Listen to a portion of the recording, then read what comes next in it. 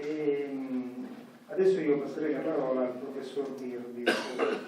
Il professor Maurizio Virdis è nato nel 1949, insegna filologia, romanza e lingua sarda all'Università di Cagliari, si occupa di letteratura francese medievale, più in particolare del romanzo cortese, di filologia sarda, svolge ricerca sulla grammatica.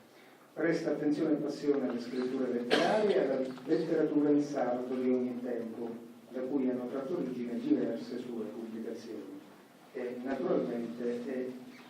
è stato autore della traduzione del calendario Historique des Armes des Os Carabineris del 2013, 2014 e del 2017. Prego, professore. Grazie generale. Allora, innanzitutto desidero porgere il mio saluto a tutti i presenti, alle gentili signore, ai signori, ai carabinieri, tutti quanti, a cominciare dal generale Truglio, carabinieri che desidero ancora una volta ringraziare per la considerazione e l'amicizia, anche affettuosa se posso dire, che hanno di me, per avermi chiamato in altre occasioni e collaborato in questa bella iniziativa del calendario, e così, e di essere qui tra di voi a parlare e a dire un po' di cose, appunto sul calendario e sulla lingua sarda. Dunque, innanzitutto mi complimento questi calendari, appunto che ormai ne conosco da un po' di anni, da 13, come il generale ha ricordato, devo dire sono ogni anno più belli, e questi ultimi due, questo ancora di più, sono sempre più belli perché c'è l'espressione artistica, pittorica, esplosione di colori, è stato detto nel filmato che abbiamo, che rallegra ma allo stesso tempo ci dice quale impegno i carabinieri fanno e svolgono non solo nel nostro paese ma nel mondo. Questo calendario di quest'anno appunto è aperto al mondo, dalla Crimea in epoca ancora prioritaria fino alle missioni ancora in corso, all'Afghanistan, che sono da un lato le difficoltà di questo mondo che non sempre in pace e che bisogna contribuire a tenere in pace, ma è anche un'apertura, una speranza di collaborazione tra persone di ogni paese, di ogni cultura, di ogni diversità. Ha detto Luciano, appunto, scusate, funziamo con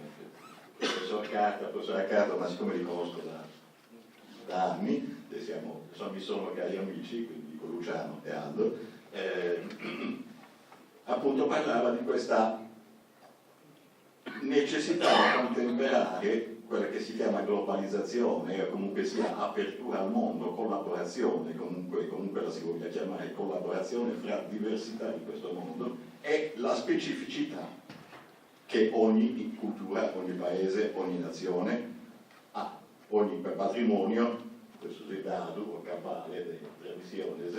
del suo noto, anzi, che ogni paese porta con sé. Abbiamo visto questo calendario spazia dal Nord Africa ai Balcani, all'Estremo Oriente, al Medio Oriente, agli Stati Uniti, all'Africa, al Sahel, eccetera, eccetera. Cose quelle, con appunto apporto di artisti, questa volta appunto anche qui ciascuno di paesi diversi, con la regia, diciamo così, ovviamente, e giustamente italiana. Bene, vedere un calendario che si apre al mondo e vederlo trasposto in sardo, innanzitutto in italiano ovviamente come è stato concepito, quindi un'Italia che si apre al mondo, ma vedere poi una versione in sardo e mi fa così, mi dà gioia appunto di una Sardegna che parla al mondo, parla del mondo e parla al mondo, nella sua, quanto siamo, il puntino del mondo, noi sardi, sia come numero di popolazione, sia come numero di abitanti, sia come consistenza geografica, e tuttavia siamo sardi e questo ci piace. Che senso ha tradurre un calendario in lingua sarda? Beh, innanzitutto c'è un fatto, direi un fatto istituzionale, un fatto così emotivo, e un fatto poi più specificamente linguistico. Istituzionale, beh, se non sono un'istituzione, se non è un'istituzione dell'Arma dei Carabinieri, chi altro deve esserlo, e quindi un'istituzione, tra le istituzioni fondamentali nazione italiana, dello Stato italiano, parla anche in lingua sarda. E credo che mi confermi in generale, questo calendario esce anche di fuori dai confini isolani. Ecco, non soltanto forse per i sardi che per una ragione o per l'altra vivono appunto in continente, diciamo come qui si dice, ma forse anche qualche appassionato di culture diverse. Ecco. Un fatto istituzionale, l'Arma dei Carabinieri parla anche in sardo, un'istituzione dello Stato parla ovviamente in italiano, ma parla anche in sardo, che è una delle lingue della nostra nazione, che è fatta unitaria sì, ma fatta anche di diversità, di tradizioni diverse, di lingue diverse, di modalità espressive diverse. Patrimonio secondo me da salvaguardare. Fatto istituzionale, dicevo. Quindi una istituzione importante dello Stato parla anche in sardo. Un fatto affettivo, emotivo per i sardi, soprattutto, che vivono in Sardegna o anche quei che vivono fuori, che magari leggeranno il calendario delle diverse regioni d'Italia, potevano ricordarsi che si esiste, e che si esiste come fatto nazionale, la terra dove siamo nati, la terra dei nostri padri e delle nostre madri, dei nostri amici, dove magari abbiamo imparato la vita, dove abbiamo avuto le prime emozioni che ci risuonano dentro. Ecco, e anche questo è un fatto decisamente importante. Una lingua vive anche di emozioni, non è soltanto una grammatica, perché se ci formasse una grammatica prenderemo un computer e ci taglieremo la lingua, che non ci servirebbe più, o ci chiuderemo il cervello. È emotività nel senso migliore del termine, intendo dire. Ed è poi c'è un fatto linguistico, specificamente ovviamente si tratta di una traduzione, abbiamo parlato di lingua italiana, poi tradotta in lingua sarda, stiamo parlando di lingua. Ecco, per una lingua come il sardo, io credo che l'amico Luciano, non so se sia d'accordo con me, comunque potremo dialogare, non è una cosa così semplice fare una traduzione di questo genere, è qualche cosa che certo, così, a me negli anni passati mi ha così rallegrato, ma mi ha anche affaticato. Comporta entrambe le due cose. Da piacevolezza, perché è un'opera in cui appunto fai lavorare il cervello, lavori un po' di fantasia insomma, di creatività, ecco, diciamo così, ma lavori anche così. La grammatica non è tutto, però c'è, senza grammatica non si parla, si articola verbo, ecco, e quindi devi fare anche questo lavoro, quindi devi scavare nel lessico. Dunque il sardo, ce l'ha ricordato Luciano, ha certamente una grande tradizione popolare, parlato di Gozo, delle novene, dei poeti estemporanei che sono ancora seguiti, anche se un po' meno del passato, ma comunque sia. Ma ha anche una bella tradizione, non forse un po' meno forte, diciamo così, delle tradizioni più consolidate, ma ha una bella tradizione anche letteraria. Ecco,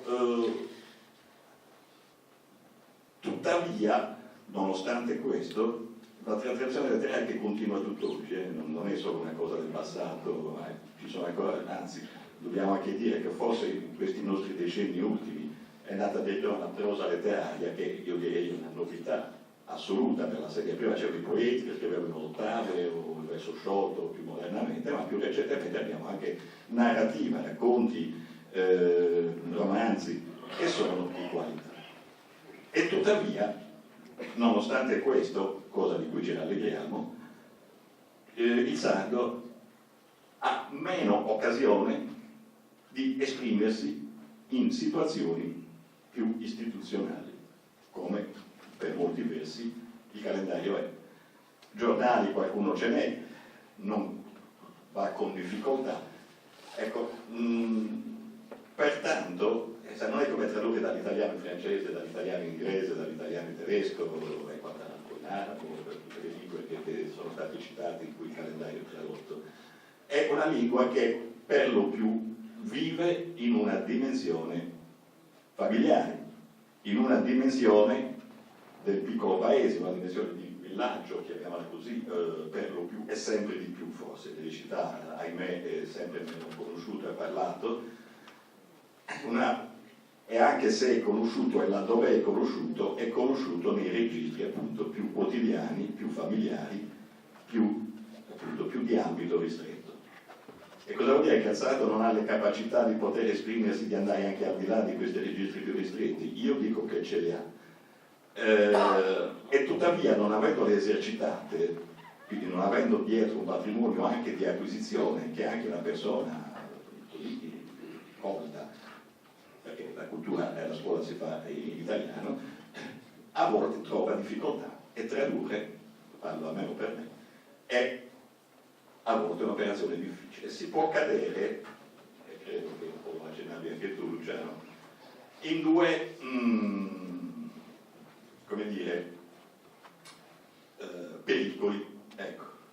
che bisognerebbe evitare, due pericoli opposti. Da un lato tu dicevi le contorsioni, certe contorsioni un po' così. Queste contorsioni a che cosa sono dovute? Non è a un contorto cervello di qualcuno, ma a volte è appunto a questa difficoltà di trovare l'espressione che immediatamente non c'è, che quindi qualche misura va creata. Quindi da un lato c'è il pericolo di una contorsione mentale linguistica, forse quello di voler essere originali a tutti i costi. L'originalità è ovviamente una virtù e un pregio, ma se c'è l'eccesso, come ogni eccesso, si diventa difetto, da un lato. Dall'altra c'è il pericolo opposto di quello di essere succubi di un'altra lingua che è più prestigiosa, come l'italiano, che ha dietro tutta la tradizione, che sappiamo che non sto certo a ricordare a voi, che lo sapete tutti, una delle lingue letterarie più importanti del mondo, che ha una tradizione di grande prestigio nei secoli, di grandi letterati, poeti, ma non solo, quant'altro. Ecco, i pericoli sono due: o essere succubi, ecco, stare sulle spalle di un altro, da un lato, oppure voler essere bizzarri a tutti i costi. Ma io lo dico così diverso perché sono sardo. Quando è necessario si usa l'italianismo. E tuttavia, ha detto, o lo diciamo prima scherzando, mi pare che l'hai detto anche adesso nella tua bella esposizione, traduttore, si sa, è un modo di dire che ha la sua verità. Ogni traduttore tradisce, ma se il tradimento è sempre qualcosa di brutto, il traditore, per carità, è colui che rompe la fede, la fiducia, la parola che ha dato. Nel caso però della traduzione forse non è un difetto, è forse inevitabile, al di là che sia una virtù o un difetto, perché il bello del plurilinguismo, delle lingue diverse, è che sì, è vero, come si sa, come tutti i linguisti sanno, come cosa più che ovvia, qualunque lingua può essere tradotta in qualunque altra lingua,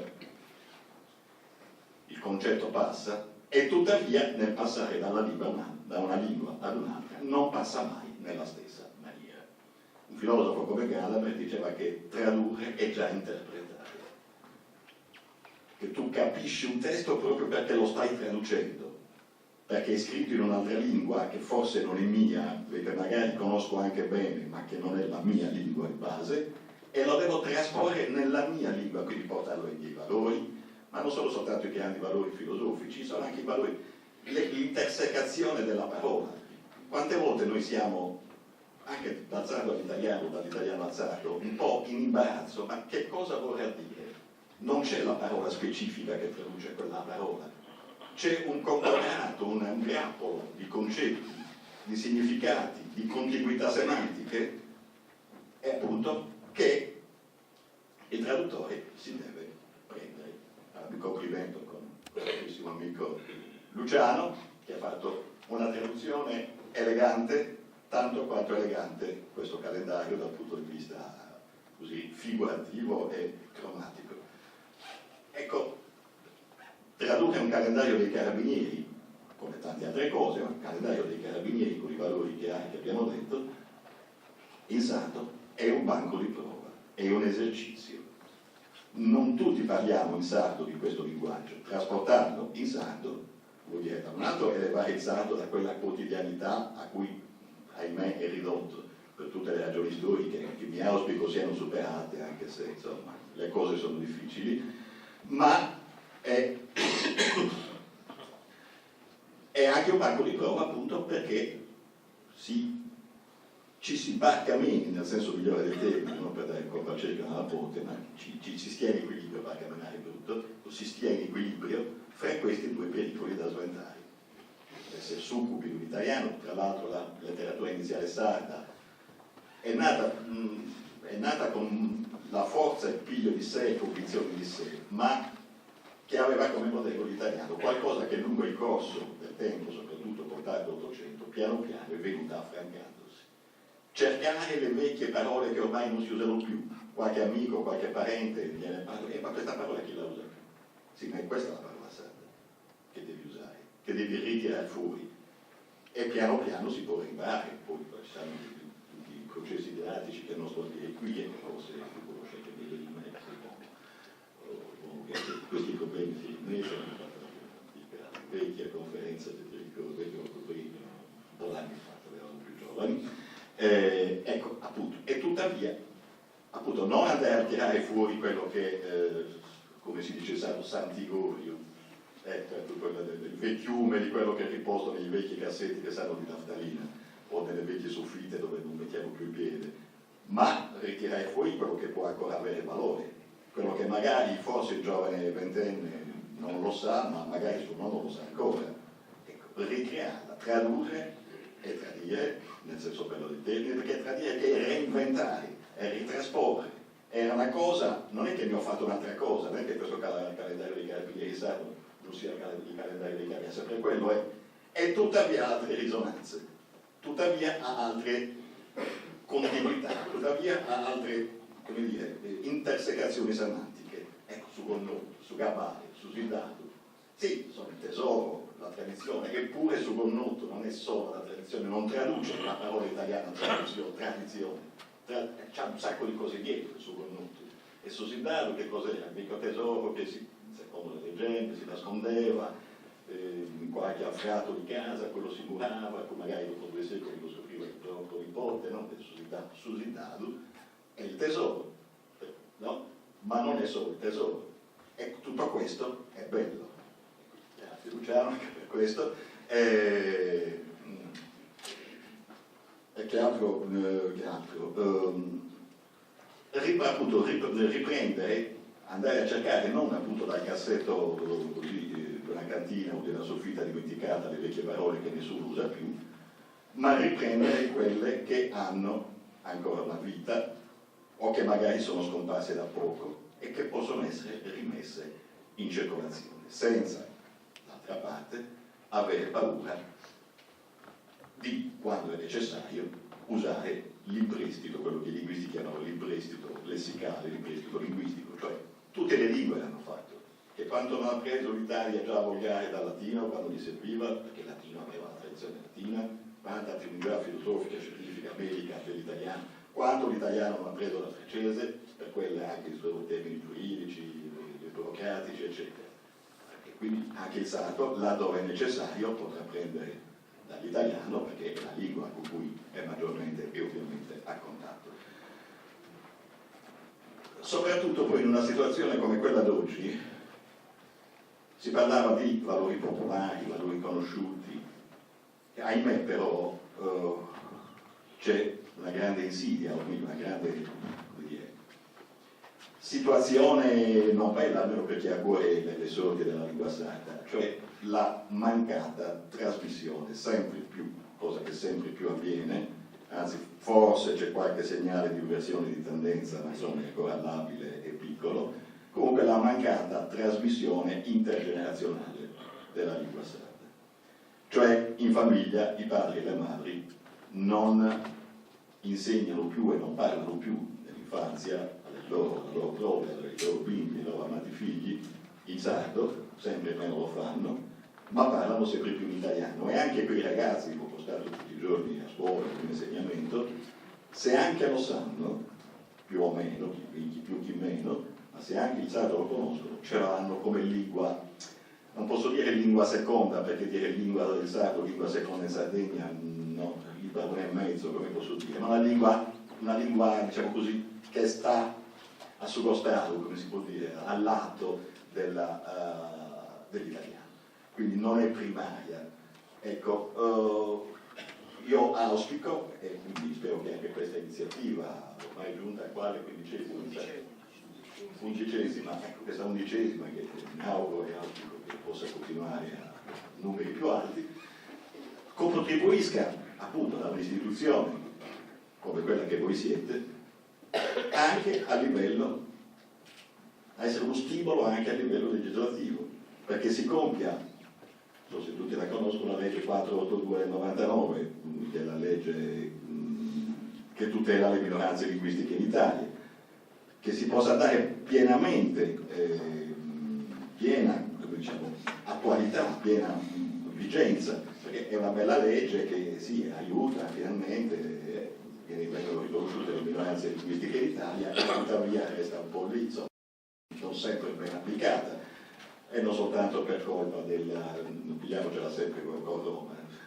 anche con Cagliari, perché a volte potremmo leggere anche i nostri chi ci governa a livello locale, avere, ecco, auspico, so che c'è discussione nel Consiglio regionale anche per le altre cose, anche la riforma delle leggi sulla lingua. Ecco, credo di aver detto quello che e dunque grazie signori, grazie uomini dell'Arma, uomini e donne dell'Arma, per tutta la vostra benevolenza e la vostra amicizia.